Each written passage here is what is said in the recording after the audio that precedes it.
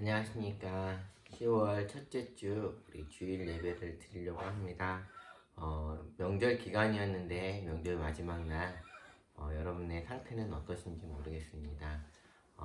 명절 증후군 때문에 힘드신 분도 계시고 또 명절에 막바지 쉼을 쉬고 싶으신 분들 계실 텐데 오늘 이 예배가 여러분에게 힘과 위로 그리고 기쁨이 되는 그런 예배가 되었으면 좋겠습니다. 주님이 주시는 그 참된 위로와 평안 가운데 오늘 거하는 우리 모두가 되길 축원하면서 우리 시간 찬양하며 나아가겠습니다. 예수로 나의 구주 삼고 성령과 피로써 거듭나니 이 세상에서 내 영혼이 하늘의 영광 누리도다. 이것이 나의 간증이요 이것이 나의 찬송일세. 나 사는 동안 끊임없이 구주를 찬송하리로다. 온전히 주께 맡긴네요. 사랑의 음성을 듣는 중에 천사들 왕래하는 것과 하늘의 영광 보리로다. 이것이 나의 간증이요 이것이 나의 찬송일세. 나 사는 동안 끊임없이 구주를 찬송하리로다. 주 안에 기쁨 누림으로 마음의 풍랑이 잔잔하니 세상과 나는 간 곳 없고 구속한 주만 보이도다.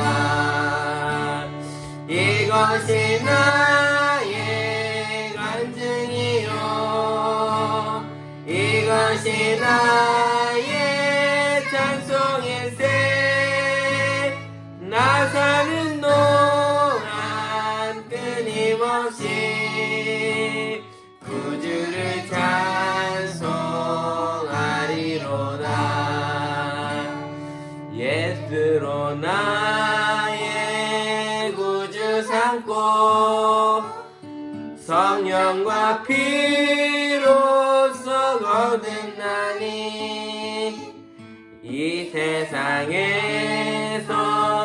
내 영혼이 하늘의 영광 누리도다.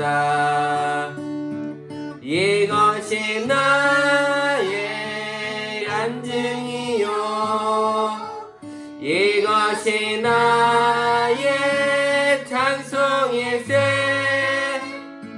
나 사는 동안 끊임없이 구주를 찬송하리로다.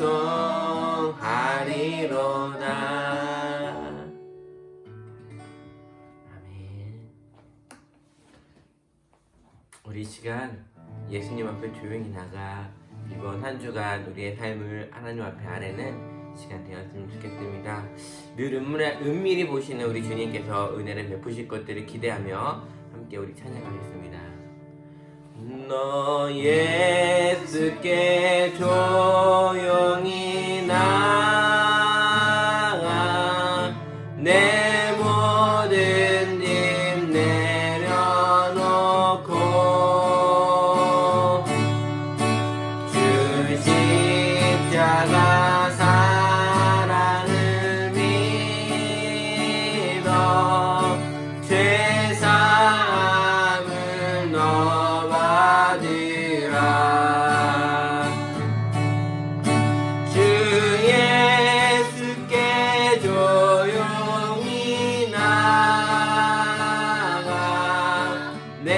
내 마음을 쏟아놓으라.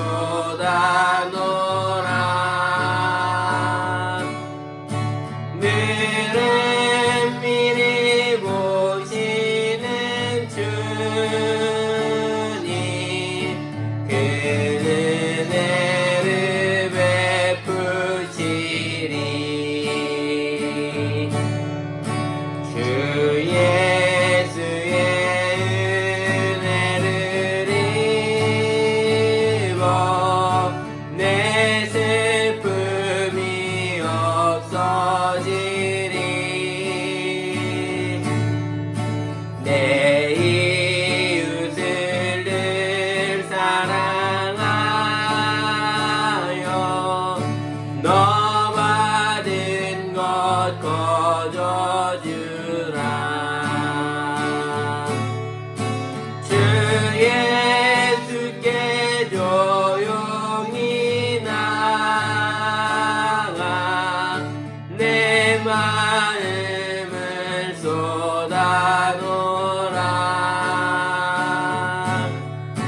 늘은 미리 보시는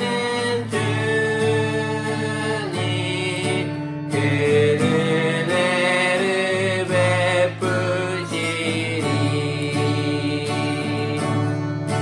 주 예수를 친구로 삼아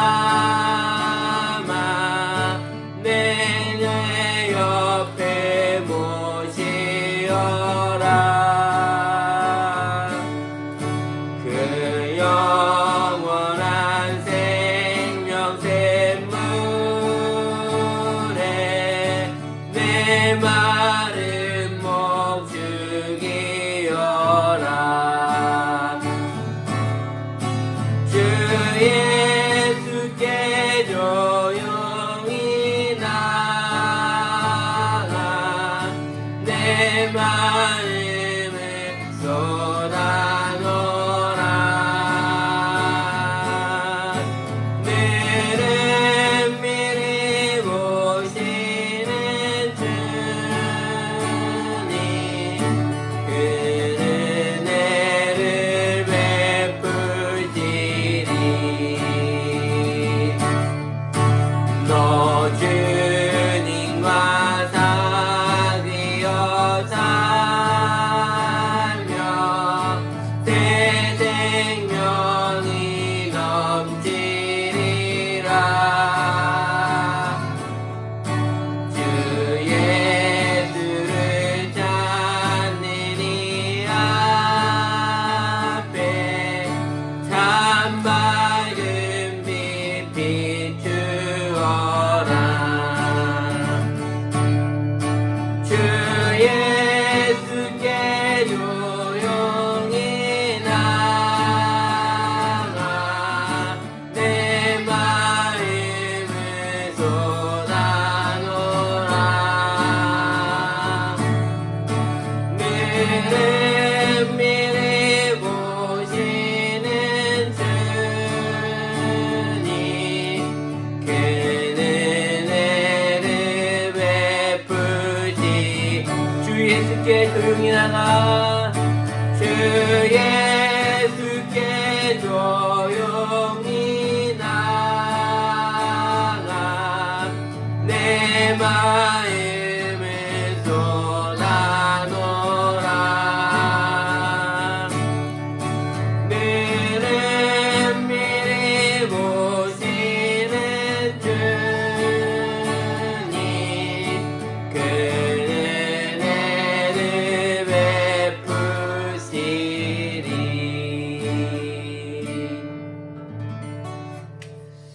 사랑의 하나님, 이번 한 주간도 추석 명절을 지내면서 하나님 친척들과 친지들과 또한 가족들과 함께 할 수 있는 시간들이었습니다.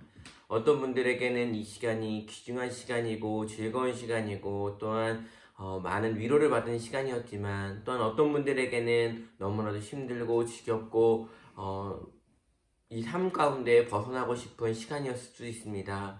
하나님, 우리의 상황과 우리의 모든 것들을 아시는 주님, 주님께 우리의 상황들을 내려놓고 아뢰입니다. 우리에게 정말 우리의 마음을 위로하여 주시고 우리에게 참된 평안을 주시고 또한 은혜를 베풀어 주셔서 하나님 주님이 주시는 그 참된 평안과 기쁨 가운데 우리가 누릴 수 있도록 도와주시옵소서. 하나님 이 시간 우리의 마음을 주님 앞에 내려놓고 쏟습니다. 하나님 우리의 마음을 내려놓고 쏟음으로 말미암아 하늘의 것들을 체험을 받을 수 있는 오늘 이 시간 이 예배가 될 수 있도록 도와주시옵소서. 예수님의 이름으로 기도합니다. 아멘. 주님의 사랑만이 우리를 숨쉬게 하고 또한 주님의 사랑만이 우리를 오늘도 기운내게 한다는 것들 우리 함께 입으로 고백하고 찬양하며 우리 함께 나아가겠습니다. 주 사랑이 나를 숨쉬게 해 세상 그 어떤 어려움 속에도 주 은혜로 나를 돌보시며 세상 끝날까지 지켜주시네. 주 사랑이 나를 이끄시네. 내가 갈 수 없는 그곳으로 내가 갈 수 없는 그곳으로 주는 사랑 나를 붙드시며 세상 끝날까지 인도하시네. 세상 끝날까지 인도하시네. 주님만이 내 앞을 마시며 주님만이 내 맘 어루만지네. 어느 누구도 나를 향하시 주님의 사랑을 끊을 수 없네. 주님만이 내 능력이시며 주님만이 나의 구원이시네. 어느 누구도 나를 향하시 주님의 사랑을 끊을 수 없네. 주 사랑이 나를 숨쉬게 해 나를 숨쉬게 해 세상 그 어떤 어려움 속에서도 세상 그 어떤 어려움 속에도 주 은혜로 나를 돌보시며 세상 끝날까지 지켜주시네.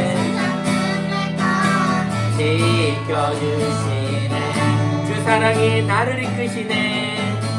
주 사랑이 나를 이끄시네.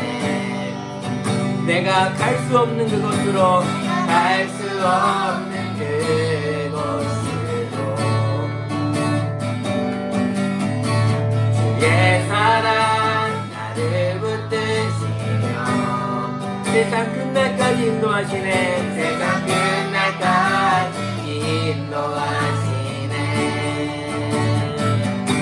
주님만이 내 앞을 마시며 주님만이 내 맘 어루만지네. 어느 누구도 나를 향하시 주님의 사랑을 끊을 수 없네. 주님만이 내 능력이시며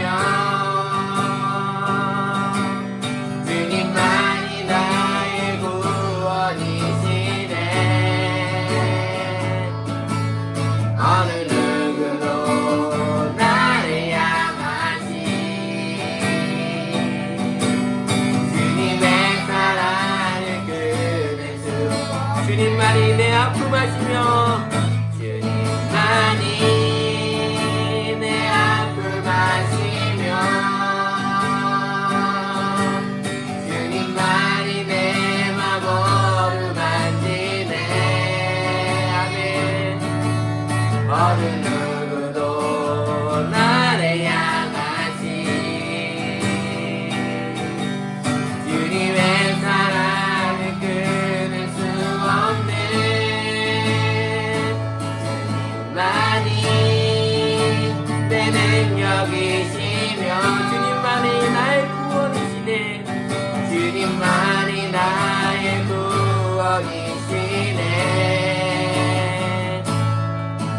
어느 누구도 나를 향하신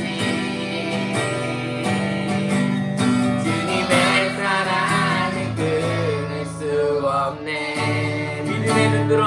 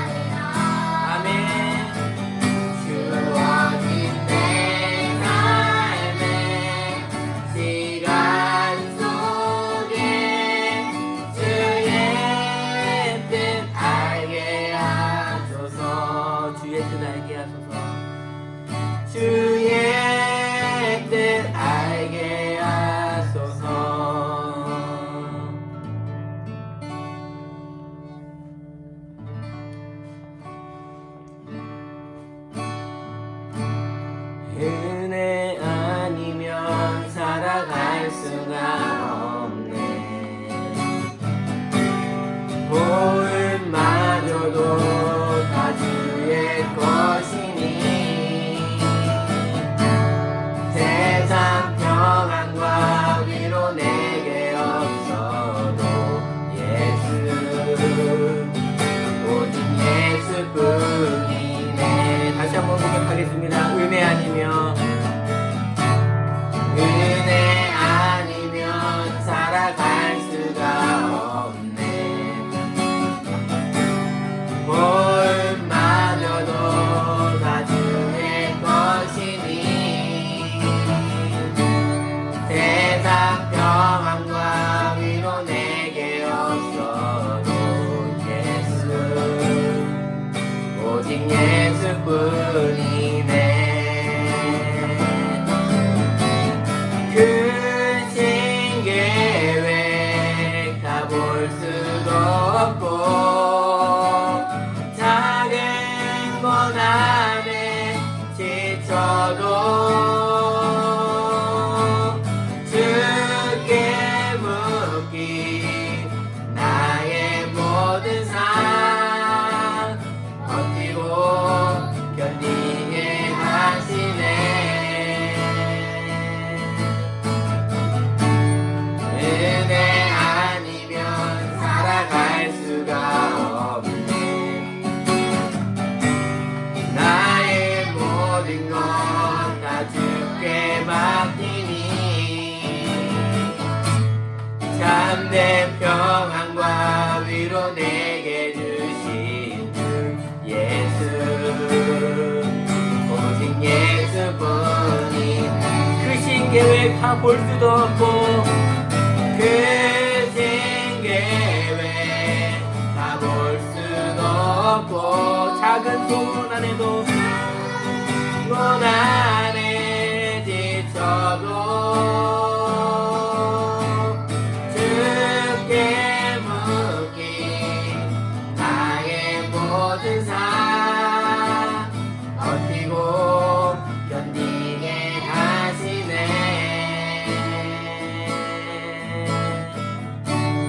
은혜 아니면 살아갈 수가 없네. 나의 모든 것 다 주께 맡기니 참된 평안과 위로 내게 주신 주 예수 오직 예수뿐이네. 오직 예수뿐이네. 오직 예수뿐이네. 오늘 우리 주님은 말씀하셨습니다. 내가 너희에게 평안을 주겠다. 세상에 줄 수 없는 평안을 주겠다고 말씀하셨습니다. 오늘 예배 시간을 통하여서 우리 가운데 그 평안, 세상에 알 수도 줄 수도 없는 그 평안이 우리 가운데 임하기를 원합니다. 평안을 너에게 주노라. 세상이 줄 수 없는, 세상이 알 수도 없는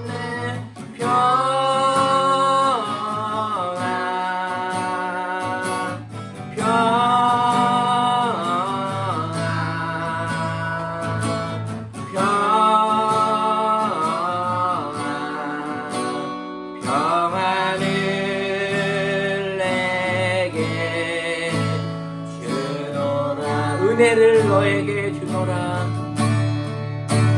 은혜를 너에게 주노라.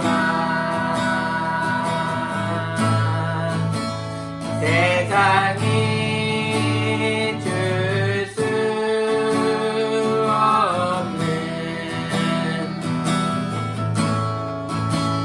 세상이 알 수도 없는 은혜를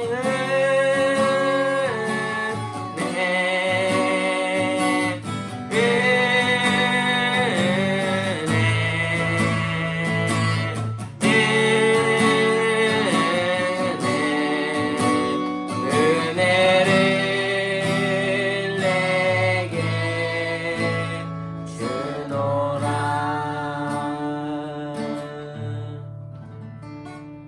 그렇습니다, 주님. 우리가 이 세상을, 험난한 세상을 살아가면서 우리가 주께 원하는 것 한 가지가 있다면 오늘도 하나님의 은혜가 우리 가운데 필요합니다. 세상이 알 수도 없고 줄 수도 없는 그 은혜 아니면 살아갈 수 없다라고 고백하였던 그 은혜가 오늘 우리 가운데 필요합니다. 강팍하고 삭막한 우리의 심령 가운데에 은혜의 단비를 내려주셔서 우리가 하나님이 세상을 아버지 세상 사람들과 다름없이 살아가는 것이 아니라 하나님의 은혜를 맛본 자로서, 하나님의 은혜를 정말 누리는 자들로서 이 세상 살아갈 수 있도록 도와주시옵소서. 세상에 줄 수도 없고 알 수도 없는 그 은혜를 우리 가운데 다시 부어주셔서 우리가 그 은혜 가운데 기쁨과 감사와 감격과 또한 사랑 가운데 거하는 오늘 이 시간 우리의 심령들이 될 수 있도록 도와주시옵소서.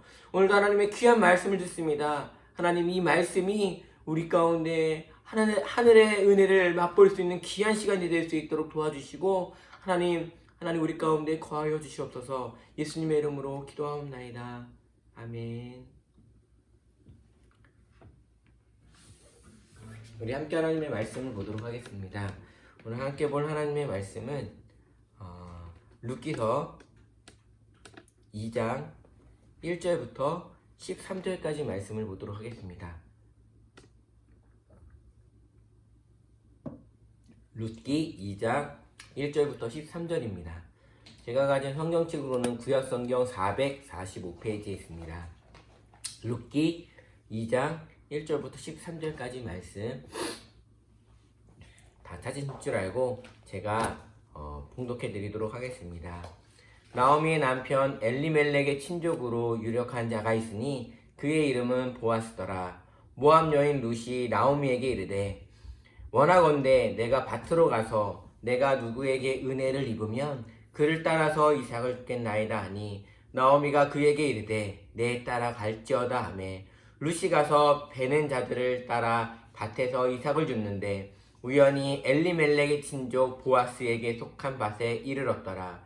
마침 보아스가 베들레헴에서부터 와서 베는 자들에게 이르되 여호와께서 너희와 함께 하시기를 원하노라 하니 그들이 대답하되 여호와께서 당신에게 복 주시기를 원하나이다 하니라. 보아스가 베는 자들을 거느린 사환에게 이르되 이는 누구의 소녀냐 하니 베는 자를 거느린 사환이 대답하여 이르되 이는 나오미와 함께 모압 지방에서 돌아온 모압 소녀인데 그의 말이 나로 베는 자를 따라 단 사이에서 이삭을 줍게 하소서 하였고 아침부터 와서는 잠시 집에서 쉰 외에 지금까지 계속하는 중이니이다. 보아스가 룻에게 이르되 내 딸아 들으라. 이삭을 주우러 다른 밭으로 가지 말며 여기서 떠나지 말고 나의 소녀들과 함께 있으라. 그들이 베는 밭을 보고 그들을 따르라. 내가 그 소년들에게 명령하여 너를 건드리지 말라 하였느니라. 목이 마르거든 그릇에 가서 소년들이 길러 온 것을 마실지니라 하는지라. 룻이 엎드려 얼굴을 땅에 대고 절하며 그에게 이르되 나는 이방 여인이거늘 당신이 어찌하여 내게 은혜를 베푸시며 나를 돌보시나이까 하니 보아스가 그에게 대답하여 이르되 네 남편이 죽은 후로 네가 시어머니에게 행한 모든 것과 내 부모와 고국을 떠나 전에 알지 못하던 백성에게로 온 일이 내게 분명히 알려졌느니라. 여호와께서 내가 행한 일에 보답하시기를 원하며 이스라엘의 하나님 여호와께서 그의 날개 아래에 보호를 받으러 온 내게 온전한 상 주시기를 원하노라 하는지라. 룻이 이르되 내 주여 내가 당신께 은혜 있기를 원하나이다. 나는 당신의 하녀 중에 하나와도 같지 못하오나 당신이 이 하녀를 위로하시고 마음을 기쁘게 하는 말씀을 하셨나이다 하니라. 아멘. 오늘은 예수님이 우리의 보호자이십니다. 예수님이 우리의 보호자이십니다 라는 제목으로 우리 하나님의 말씀을 함께 나누도록 하겠습니다. 추석 연휴가 끝나고 있습니다.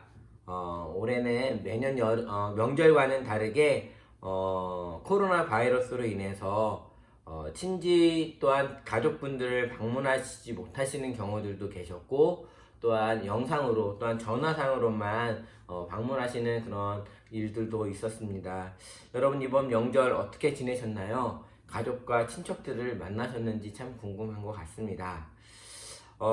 저는 이번 명절을 또한 보내면서 또 이런 생각들을 많이 하게 됩니다. 우리가 명절 때 부모님을 만나고 친척들을 만나지만 부모님이 우리의 보호자이구나 라는 것들을 참 많이 느끼게 되는 것 같습니다. 5년 전에 저희 아버지가 뇌졸중으로 쓰러지셨었습니다. 병원에 가셔야 되는데 거의 하루가 늦게 이제 병원에 가시는 바람에 중환자실에도 입원하시고 아버지를 잃을 수 있다라는 생각도 할 정도로 너무 위독한 상황이었습니다. 그때를 생각해보면 사랑하는 부모님, 사랑하는 사람과 사별을 한다라는 것, 그러면 마음이 공허하고 힘들고 또 뭐 구멍이 뚫린 것 같다라는 말들을 많이 들었었는데 그 말이 무슨 뜻인지 알 수 있었습니다. 정말 모든 것을 잃는 것 같은 느낌이었습니다. 아버지가 돌아가신 것도 아니었습니다. 하지만 위독한 상황이시긴 하셨습니다. 돌아가실 수 있다는 것 때문에 많이 힘들었고 많이 무너졌습니다. 부모님을 잃으신 분들의 심정을 잠시나마 느낄 수 있었던 시간이었습니다. 그때 제가 받은 느낌 중에 하나는 나의 인생 가운데 거대한 버팀목을 하나 잃는 듯한 느낌이었습니다. 저희 아버지는 제가 잘 자랄 수 있도록 저의 삶의 버팀목이 되었음을 알게 되었던 것 같습니다. 여러분 혹시 한자 중에 사람 인자라는 한자를 아십니까? 모르시는 분은 우리나라의 시옷자를 한번 생각해 보시면 좋을 것 같습니다. 한자 사람 인자를 보면 나무 막대기 2개가 연결되어 있습니다. 제가 옛날 한문 시간에 들었던 것 같아요. 사람은 혼자서는 설 수 없고 서로가 서로를 이렇게 받쳐줘야지만 넘어지지 않고 사람이 될 수 있다라는 이야기를 한문 선생님으로부터 들었던 것이 기억이 납니다. 그런 것 같습니다. 제가 사람이 될 수 있었던 것, 그것은 저희 아버지 또한 저희 부모님이 저를 받쳐주고 있었기 때문에 제가 넘어지지 않도록 저를 붙들어 주신 것 때문에 제가 사람이 되었고 이렇게 존재하는 것 같습니다. 그때 그 아버지를 잊는 생각만으로도 엄청난 슬픔이었던 것을 다시 한번 생각해 봅니다. 보호자가 있다라는 것, 우리에게 버팀목이 있다라는 것, 우리를 보호해 줄 수 있고 나의 편이 있다라는 것, 그것이 우리에게 힘이 되는 것 같습니다. 하지만 부모님이 계시지 않는 분들처럼 그분들은 많이 힘드실 것 같다라는 생각들을 합니다. 룻도 그러지 않았을까요? 자신의 인생에 아무것도 버팀목도 보호자도 없는 룻의 인생을 오늘 우리는 볼 수가 있습니다.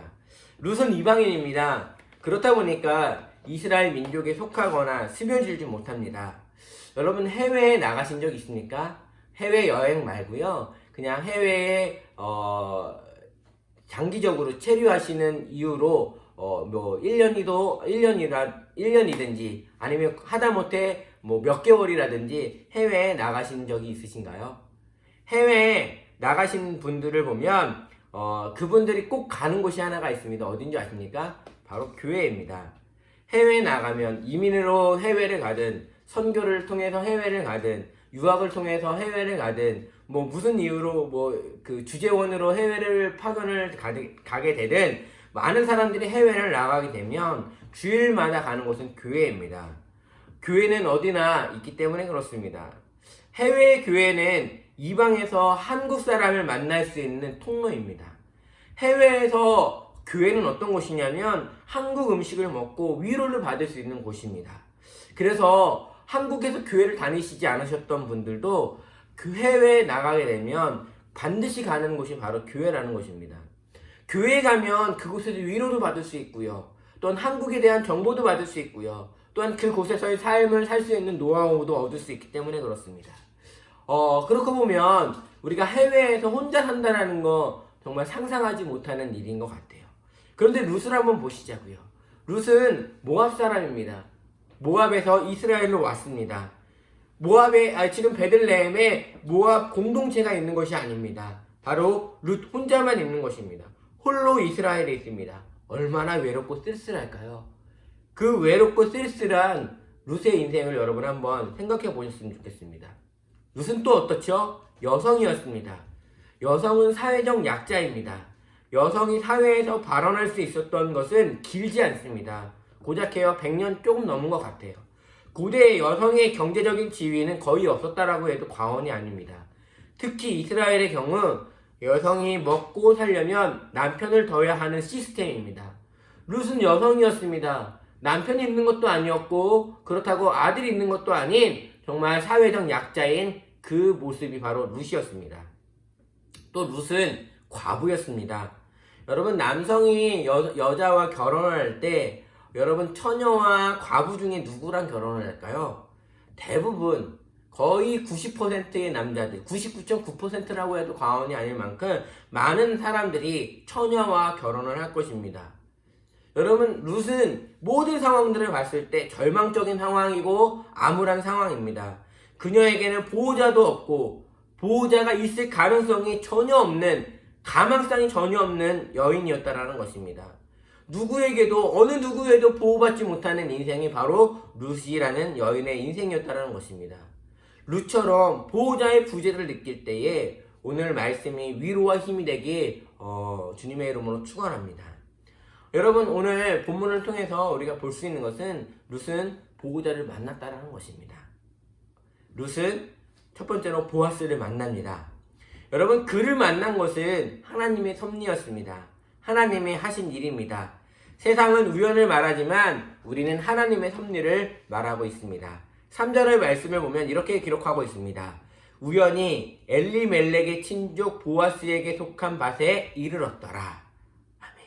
여기에 보면 우연히라고 이야기를 합니다. 그녀가 간 밭이 있는데 우연히 보아스의 밭이었다라고 이야기합니다. 정말 우연이었을까요? 세상은 우연이라고 얘기합니다. 그 베들레헴에 얼마나 많은 밭이 있었을까요? 그 밭들 중에 우연히 들른 밭, 우연히 가게 된 밭이 바로 보아스의 밭이라고 성경은 말하지만 우리는 그것이 우연이 아닌 하나님의 필연이었다는 것들을 다시 기억하셨으면 좋겠습니다. 그리고 4절 말씀을 한번 보면 마침 보아스가 베들레헴에서부터 와서라고 이야기합니다. 여기에 마침이라고 표현합니다. 이 부분을 세번역은 좀 더 잘 번역해 준 것 같아요. 세번역 버전으로 다시 한번 읽어보도록 하겠습니다. 그때에 마침 보아스가 베들레헴 성읍에서 왔다 라고 표현하고 있습니다. 여러분 그때의 마침은 뭐냐면요, 지금 룻이 보아스의 밭에서 열심히 일을 하고 나서 얼마 정도의 시간이 지나고 나서인 것 같아요. 그리고 나서 보아스가 나타난 거예요. 만약 보아스가 룻이 오기 전날에 왔다면 어떻게 됐을까요? 여러분, 성경은 우리에게 우연히 그때 마침이라고 표현하지만 그 모든 것들은 다 하나님이 만드신 것이고 하나님이 하셨다라는 거예요. 그녀가 일을 할 때에 그녀가 일을 할 곳에 간 것, 보아스의 밭을 가게 된 것도 하나님의 은혜였고 하나님의 섭리였고, 보아스가 와서 룻을 보게 된 것도 하나님의 섭리였다는 것입니다. 우리가 중요하게 생각해야 될 것은 우리 인생의 주인은 하나님이시라는 거예요. 하나님이 우리에게 만남의 복과 은혜를 주시지 않으면 우리는 만날 수 없고 또한 어떠한 것도 이룰 수 없다라는 거예요. 룻에게 보아스가 나타나 그녀의 보호자가 되는 그 모든 과정을 하나님께서 지금 준비하셨고 또한 그것들을 계획하셨고 그것들을 이루고 계심을 볼 수가 있다는 거예요. 그러면서 보아스는 룻에게 보호자가 되기 위해서 세 가지의 특별한 행동을 하게 됩니다. 첫 번째는 뭐냐면 밭을 떠나지 말라라고 이야기합니다. 8절 말씀을 같이 읽겠습니다. 8절 말씀을 보면 보아스가 룻에게 이르되 내 따라 들으라. 이삭을 주우러 다른 밭으로 가지 말며 여기서 떠나지 말고 나의 소녀들과 함께 있으라. 아멘. 여기서 보면 여기서 떠나지 말고 라고 보아스는 룻에게 강조하고 있습니다. 먹을 것을 구하기 위해 다른 곳으로 가지 말라라고 지금 보아스는 이야기하고 있습니다. 왜 보아스는 자신의 밭에서 떠나지 말라라고 룻에게 이야기를 했을까요? 보아스는 룻에게 내가 너를 보호할 수 있는 곳, 내가 너를 적절하게 보호할 수 있는 곳은 이 밭 안에서는 내가 너를 보호할 수 있기 때문에 그런 것 같습니다. 보아스는 지금 룻에게 나의 그 보호 아래에 벗어나지 말 것들에 대해서 이야기를 하고 있습니다. 또 이 보아스는 룻에게 두 번째의 행동을 하고 있는데 그건 뭐냐면 소년들에게 건드리지 말라라고 했다는 거예요. 9절 상반절을 읽으면 이렇게 기록하고 있습니다. 그들이 베는 밭을 보고 그들을 따르라. 내가 그 소년들에게 명령하여 너를 건드리지 말라 하였느니라. 아멘. 여러분, 룻은 지금 과부입니다. 그리고 타 민족의 여성입니다. 여러분, 그 과부이고 타 민족의 여성을 성적으로 학대할 수도 있고 여러 가지 어려움을 줄 수 있습니다. 여러분, 그녀의 보호자가 없기 때문에 그렇습니다. 그녀를 지킬 아무것도 없기 때문에 그렇습니다. 여러분, 한번 이렇게 생각해 볼게요. 어떤 사람의 아버지가 검찰청장이고 어떤 사람의 아버지가 국회의원이에요. 그러면 그 사람을 건들 수 있을까요? 아니요, 건들 수 없어요. 그런데 그 아버지가 술주정뱅이이고 아무것도 할 수 없는 무능력한 사람이면 그 사람을 건들 수 있을까요? 건들 수 있어요. 무슨 얘기냐면 지금 룻은 아무런 그녀를 보호할 수 있는 아무런 버팀목도 없고 보호막도 없는 거예요. 그러니까 그 곳에 있는 많은 젊은 사람들이 그 룻을 건드릴 수도 있고 그 룻을 힘들게 할 수도 있고 룻을 학대할 수도 있는 상황이라는 거예요. 그런데 지금 보아스는 그것을 자기가 막았다라고 이야기를 하고 있어요. 자신들의 사원들에게, 자신들의 소년들에게, 여기서 소년은 남자 소년들이 아니라 남자라고 생각하시면 돼요. 남자들에게, 자신들이 거느리고 있는 종들에게 얘기했던 거예요. 저 여인을 건드리지 말아라 라고 이야기를 하는 거예요. 보아스는 지금 룻의 신체를 지키기 위해서 노력하고 있는 것들을 볼 수가 있다는 거예요. 또 세 번째 한 행동은 뭐냐면 목이 마르면 물을 마시다라고 이야기하고 있습니다. 9절 하반절을 보면 목이 마르거든 그릇에 가서 소년들이 길어온 것을 마실지니라 하는지라. 아멘. 여러분, 이삭 줍기는 힘든 노동이라고 말씀을 드렸습니다. 그러다 보니 갈증이 날 수 있겠죠. 땡볕에서 혹은 장시간 일을 하다 보면 물을 먹어야 할 때가 있을 거예요.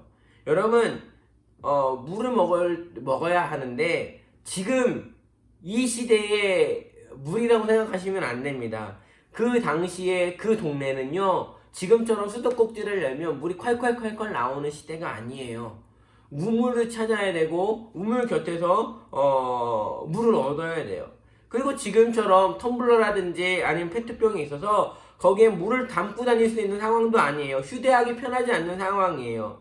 그런데 지금 보아스는 룻에게 물을 먹을 수 있는, 물을 먹게 해주는 엄청난 특권을 지금 룻에게 주고 있다는 거예요. 오늘 보아스는 룻에게 이런 엄청난 특권을 주면서 장차 우리가 살펴보겠지만 보호자의 모습을 하나씩 하나씩 갖추어 가고 있는 보아스의 모습을 볼 수가 있어요. 여러분, 우리의 모습은 어때야 될까요? 룻이 이렇게 보아스를 만났다면 우리도 우리의 보호자인 누구를 만나야 될까요? 예, 맞습니다. 예수님을 만나야 합니다. 보아스를 만나기 위해서 보아스가 룻에게 왔듯이 우리를 찾아오신 예수님이 계십니다. 보아스가 룻을 만나러 그 자신의 집에서 내려와서 그 밭에 이르렀던 것처럼 우리 예수님은 하늘 보좌를 버리고 이 땅 가운데 내려오셨습니다. 그 이유는 뭘까요? 바로 우리를 만나기 위해 오셨다라는 거예요. 우리는 그분이 있는 곳으로 갈 수가 없어요. 그분이 오시지 않으면 우리는 결코 예수님을 만날 수 없다라는 거예요. 그런데 예수님이 우리 가운데 찾아오신 것, 그것이 하나님의 은혜이고 하나님의 섭리입니다.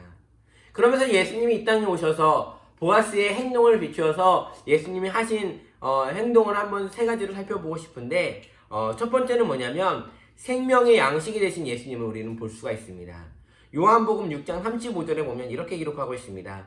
예수께서 이르시되 나는 생명의 떡이니 내게 오는 자는 결코 줄이지 아니할 터이요 나를 믿는 자는 영원히 목마르지 아니하리라. 아멘. 예수님은 참떡으로 우리에게 생명의 양식이 되신다라고 말씀하고 있습니다. 그분은 우리는 먹어야 합니다. 우리는 그분을 먹고 마셔야 합니다. 그래야 우리는 주님을 알게 된다는 거예요. 여러분, 예수님이 이 땅에서 떠나시기 전 최후의 만찬에서 뭐라고 말씀하셨죠? 이 떡을 먹어라. 이것은 내가 너희에게 주는 살이다라고 얘기하시죠. 포도주를 주시면서 뭐라고 하시냐면 이 피는 내가 너희에게 주는 내 생명의 피다라고 말씀하세요. 우리가 성찬식을 거행하면서 예수님의 피와 살을 먹는 그 행위들을 하고 있지만 우리가 그 성찬식만이 예수님의 피와 살을 먹는 것으로 그쳐서는 절대 안 됩니다. 우리의 삶은 날마다 그분을 먹고 마셔야 한다는 거예요. 예수님을 먹고 마셔야만 우리가 예수님을 알아갈 수 있다는 거예요. 여러분, 혹시 케이블 방송 중에 맛있는 녀석들이라는 프로를 알고 계신가요? 4명의 그 개그맨들이 전국에 있는 맛집들을 돌아다니면서 맛있는 집을 소개도 해주고 그것들을 어떻게 하면 더 맛있게 먹을 수 있는지 알려주는 프로그램이 바로 맛있는 녀석들이라는 프로그램이에요. 그런데 그 프로그램에 방송의 슬로건이 있어요. 그 프로그램 존재하는 목적을 말하는 부분이 있는데 뭐냐면 그럼 이렇게 얘기합니다. 먹어본 자가 맛을 안다 라고 얘기를 해요. 먹어본 자가 맛을 안다. 그렇지 않나요? 먹어본 사람만이 맛을 알아요. 먹어본 사람만이 어떻게 먹을지 안다라는 거예요. 여러분, 이런 얘기 하잖아요. 고기도 먹어본 사람이 먹는다라는 것처럼 여러분, 예수님을 먹고 마셔본 사람만이 예수님을 알 수 있다는 거예요. 여러분, 예수님은 정말 먹고 계신가요? 예수님을 정말 나의 양식으로 여기면서 그분과 교제하며 그분을 알아가고 그분을 느끼시고 계시는가요? 우리가 매일 밥을 먹듯이 예수님을 먹어야 합니다. 그분을 맛보아야 한다는 거예요. 예수님을 당신을 향해서 나는 생명의 떡이다 라고 얘기를 하세요. 생명의 빵이시고 생명의 밥이신 그 예수님을 우리는 정말 맛봐야 한다라는 거예요. 그래야 예수님을 알 수가 있고요. 그래야 예수님이 우리의 삶 가운데에 양식이 될 수 있다라는 거예요. 여러분, 밥이 우리가 먹고 마실 때에 그것이 우리의 체내에 살이 되고 뼈가 되고 또한 피가 되는 것처럼 우리가 예수님을 먹고 마셔야만 예수님이 우리 가운데 예수님의 모습을 우리가 알 수 있고 예수님과 우리가 점점 하나가 될 수 있다는 거예요. 육의 양식을 먹듯이 영의 양식을 많이 드시는 여러분 되셨으면 좋겠습니다. 두 번째로 보아스가 룻에게 소년들을 보고 건들지 말라는 것처럼 예수님은 사탄에게 우리를 건들지 말라라고 말씀하신다는 거예요. 예수님은 사탄이 우리를 건들지 못하게 하기 위해서 어떻게 했을까요? 죽으셨습니다. 예수님은 십자가에서 돌아가심으로 인하여서 사탄이 마지막에 우리를 걸고 넘어질 거예요. 하나님, 저 박종길이를 보세요. 얼마나 더럽고 추하고 나쁜 녀석인지 아시잖아요. 하나님, 저렇게 착한 척하지만 혼자 있을 때 얼마나 나쁜 짓 많이 했습니까? 그 마음속에 얼마나 많은 죄들을 지었습니까? 저 생각 속으로 얼마나 많은 잘못들을 했습니까? 저 박종길이는 지옥에 가야 됩니다 라고 할 때에 예수님은 뭐라고 얘기하실까요? 하나님, 그렇습니다. 저 박종길이는 잘못했어요. 하나님 보시기에 악한 것 많이 했습니다. 그런데 하나님, 제가 저 박종기를 위해서 죽었습니다. 제가 저 박종기를 위해서 십자가에서 그 죄들을 모두 사했습니다. 그러니까 사탄이 저 박종기를 건들지 못하게 해주십시오.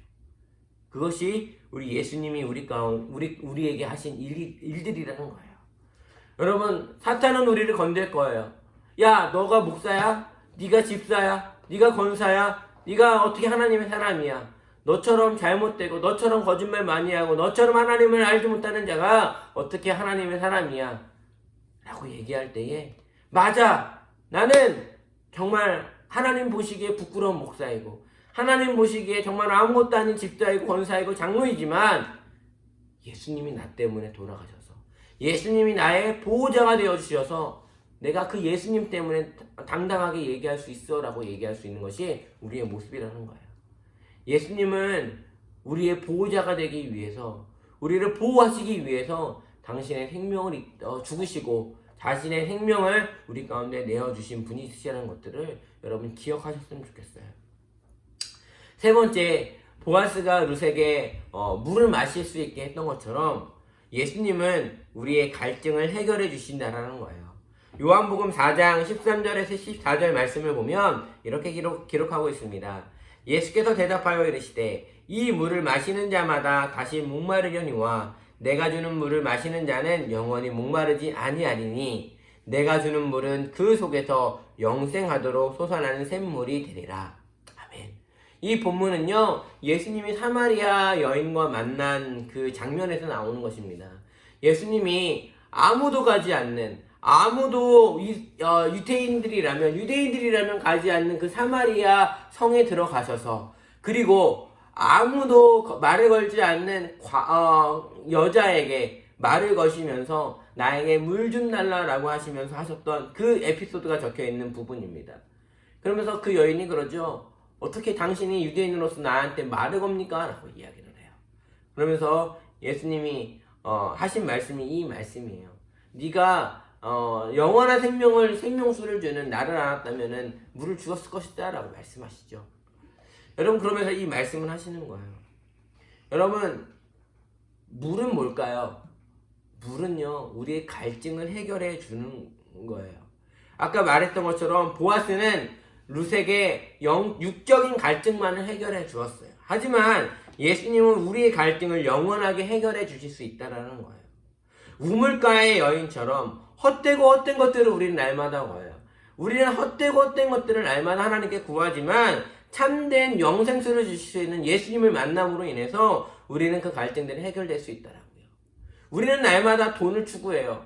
돈이 중요하다라고 얘기를 해요. 맞아요. 이 세상을 살아가면 돈 필요하지 않다라는 건 아니에요. 하지만 그것이 돈만 있으면 나는 영적인 해갈이 나의 갈증을 해결할 수 있어 라고 생각할지 몰라요. 아니에요. 그런데 그거는 아닙니다. 나에게 건강이 있으면 내가 해결될 수 있을 것 같아 라고 생각해요. 하지만 그것도 아닌 것 같아요. 나에게 명예가 있으면 나는 괜찮을 것 같아 라고 생각하시는 분들도 계세요. 하지만 그것도 아닌 것 같아요. 여러분 한번 해보시라고요. 이 세상에서 솔로몬처럼 돈도 많았던 사람도, 지식도 많았던 사람도, 권력도 많았던 사람도 없습니다. 그 솔로몬이 했던 말이 있어요. 헛되고 헛되다. 모든 것들이 헛되다라고 솔로몬은 이야기하고 있어요. 여러분, 이 세상에서 여러분이 어떤 갈등들을 해결할 것들을 찾고 계신다면 저는 당당하게 여러분에게 말씀드릴 수 있어요. 아니요, 할 수 없어요. 그것들로 여러분의 갈등들을 해결할 수 없습니다. 여러분의 갈증을 해결할 수 있는 것, 그 하나는 바로 예수님이 여러분의 갈증을 해결해 주실 수 있다는 거예요. 그분만이 여러분의 갈증을 해결하실 수 있습니다. 그 예수님을 여러분 오늘 만나시고 그 예수님이 주시는 그 영적인 영생수를 여러분이 마시고 마심으로 인하여서 여러분의 삶에 갈증을 해결하시는 여러분이 되셨으면 좋겠어요. 이렇게 하나님이 오셔서 우리 가운데 예수님이 오셔서 우리의 보호자가 되실 때 우리의 반응이 있어요. 그 반응은 뭐냐면 바로 주님의 은혜이라는 거예요. 10절 말씀을 제가 읽어드리겠습니다. 10절 말씀을 보면 룻이 엎드려 얼굴에 땅에 대고 절하며 그에게 이르되 나는 이방 여인이거늘 당신이 어찌하여 내게 은혜를 베푸시며 나를 돌보시나이까 하니. 우리는 예수님께 이렇게 얘기를 해야 돼요. 예수님, 제가 뭐라고요? 제가 뭐라고 예수님이 저를 선택하셨습니까? 제가 뭐라고 예수님이 저에게 자비를 베푸셨는지 저는 모르겠습니다. 다만 제가 주님께 감사하는 것은 주님의 은혜에 감사합니다. 저는 받을 자격이 아무것도 없고 저는 아무것도 누릴 수 있는 조건이 없지만 주님의 은혜만이, 주님의 은혜로 저는 오늘 이것들을 누릴 수 있음에 감사합니다. 룻이 느낀 것이 그것이 아니었을까요? 자신은 이민족이에요. 과부입니다. 가난하고 보잘것없어요. 그런데 보아스가 자신에게 관심을 갖고 자신을 인정했듯이 그것들이 너무나도 감사한 것처럼 우리도 마찬가지라는 거예요. 우리도 예수님이 보시기에 유대인들이 아니잖아요. 저희도 이방인이에요. 과부인 것처럼 우리도 아무것도 할 수 없는 존재들입니다. 보잘것없는 존재들이라고요. 그런데 그 보잘것없는 우리에게 예수님이 찾아오셔서 내가 너의 보호자가 되어줄게, 내가 너의 방패막이 되어줄게, 내가 너의 구주가 되어줄게 라고 하시는 그 예수님을 보면서 예수님, 제가 뭐라고, 저깎게 뭐라고 예수님이 이렇게 해주십니까? 예수님 감사합니다. 정말 감사합니다. 저보다 더 괜찮은 사람들 많은데 저를 인정해 주시고 저를 선택해 주시고 저를 받아주시니 감사합니다. 주님의 은혜에 감사합니다. 그것이 우리의 반응이 되어야 한다는 거예요. 하나님의 은혜가 우리에게 감사의 조건, 그 은혜가 여러분 가운데 있었으면 좋겠어요. 오늘 우리가 아까 찬양을 드렸어요. 계속 은혜에 대한 찬양을 부른 이유는 바로 이거예요. 우리가 지금 잊고 있는 것이 하나가 있어요. 뭐냐면 은혜예요. 내가 하나님께 예배 드리는 거 내가 잘나서 예배 드린다라고 생각하는 분 많아요. 나 정도면 정말 하나님이 인정하실 만하지라고 생각하시는 분 많아요. 나 정도면 하나님이 칭찬하실 만해 라고 생각하시는 분 많아요. 그런데요, 하나님이 보시는 기준에 보면 다 한참 미달인 사람이 다 우리라고요. 그런데 우리는요, 너무 익숙해져 있어요. 내가 하나님을 찬양하는 거, 하나님 내가 찬양하니까 하나님 받아주셔야 돼요 라고 말씀하시는 분 너무 많아요. 아니에요. 그러면서 우리가 잃어버린 건 뭔지 알아요? 은혜예요. 그러면서 우리가 생각하는 건 다른 사람과 비교하고 있어요. 하나님, 나는 괜찮은데 저 사람은 괜찮지 않네요. 하나님, 저는 이렇게 의로운데 저 사람은 악하네요. 하면서 자꾸 다른 사람을 비교하면서 다른 사람들을 깎아내리고 다른 사람들을 하면서 험담하고 하나님을 향해서 나는 의로운 편이고 나는 악한 편이야 라고 하면서 자신을 의로운 사람으로 생각하는 사람들이 참 많더라고요. 근데 하나님 보시기엔 다 악해요.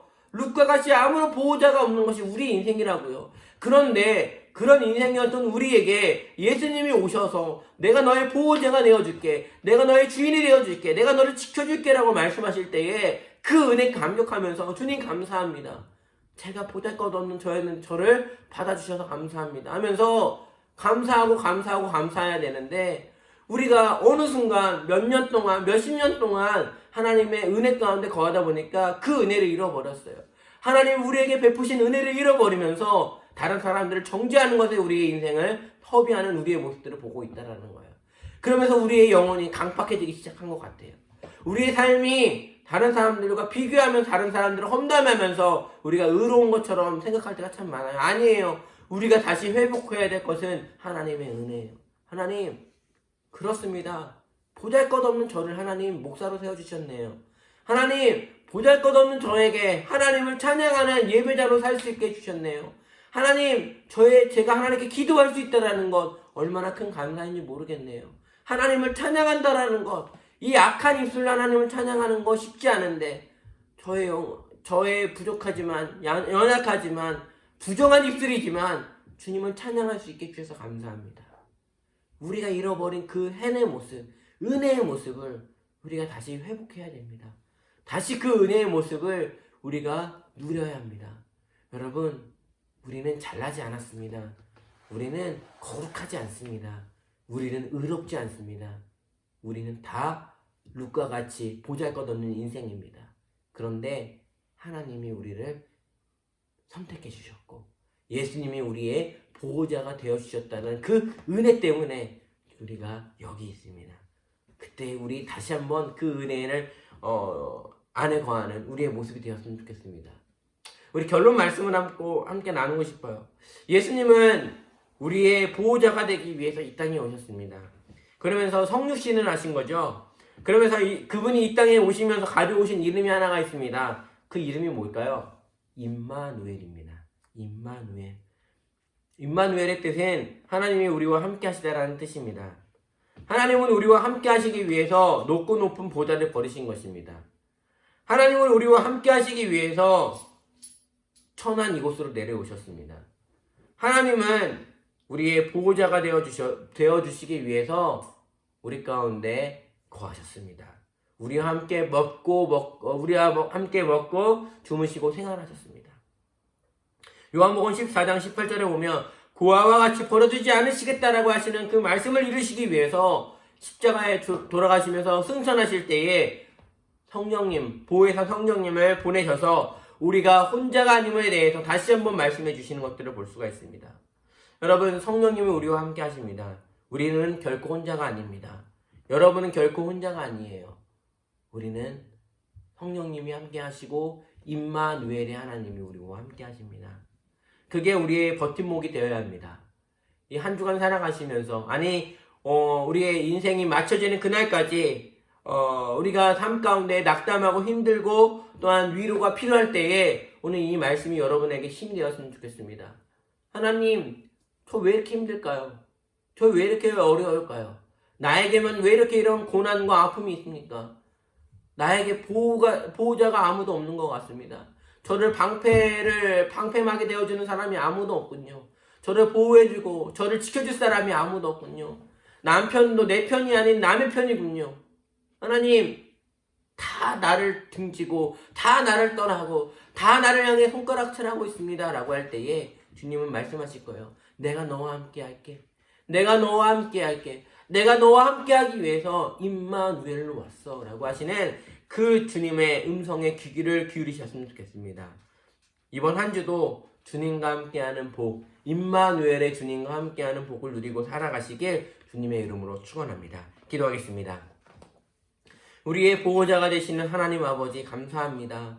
우리가 힘들고 어렵고 낙담될 때에 우리와 함께 하신다라는 그 주님의 약속을 믿음으로 우리가 다시 한번 힘을 얻고 용기를 얻는 이 시간이 되게 하여 주시옵소서. 하나님, 우리 가운데 잃어버렸던 은혜를 회복하기를 원합니다.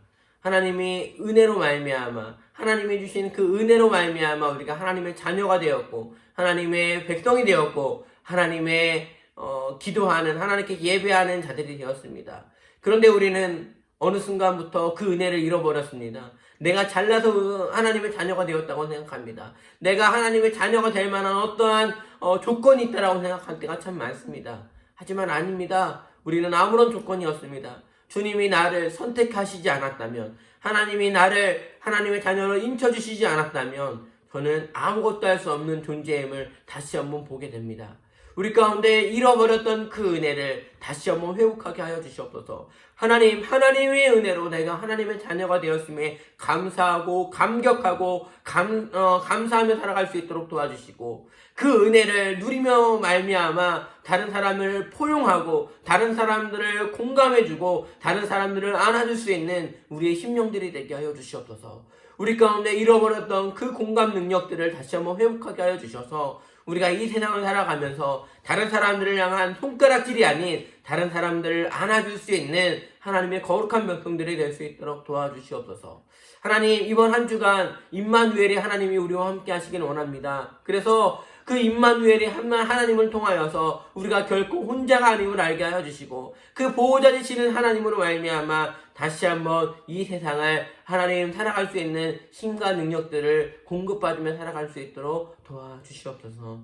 하나님, 이번 한 주도 하나님께서 함께 하실 것들을 기대하며 감사하며 예수님의 이름으로 기도하옵나이다. 아멘.